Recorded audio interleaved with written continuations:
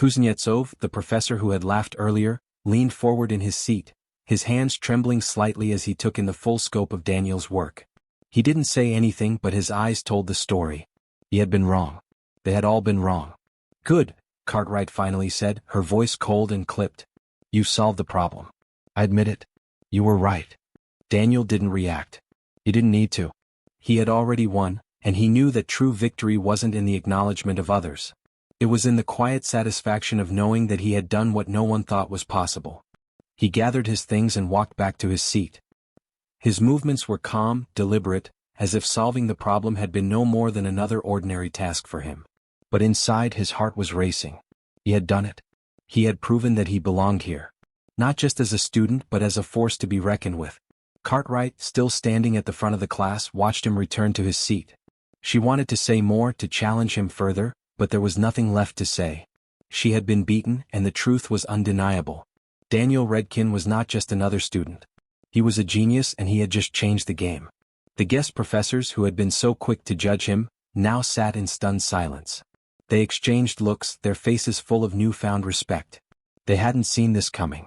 None of them had. And then, one by one, the students who had once looked down on him began to clap. Slowly at first, a hesitant acknowledgement of his brilliance, but then the applause grew louder, more genuine. They weren't just clapping for the solution. They were clapping for the man who had proven that no one, no matter where they came from, should ever be underestimated. Daniel remained silent, his gaze fixed on the front of the room. He didn't need their applause.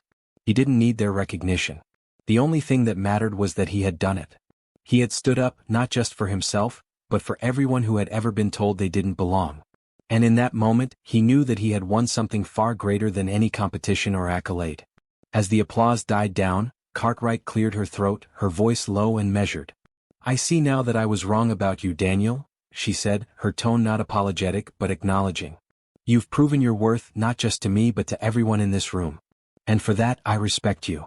Daniel didn't answer. He didn't need to. Cartwright's words, though begrudging, were enough. He had earned her respect, and in the end that was all that mattered. As the class ended and the students began to filter out, many of them exchanged whispers. Daniel could hear them talking, their words of awe and admiration, but he paid them no mind. He had already won the only battle that mattered, the one against the prejudices, the doubts, and the expectations that others had placed on him. He had proved that no one, no matter their background, could ever be counted out. And that was just the beginning. In the days that followed, word of Daniel's victory spread across the university like wildfire. He became the talk of the campus not just for his intelligence, but for his quiet determination and the way he had stood up to the system. The professors who had once dismissed him now approached him with a newfound respect.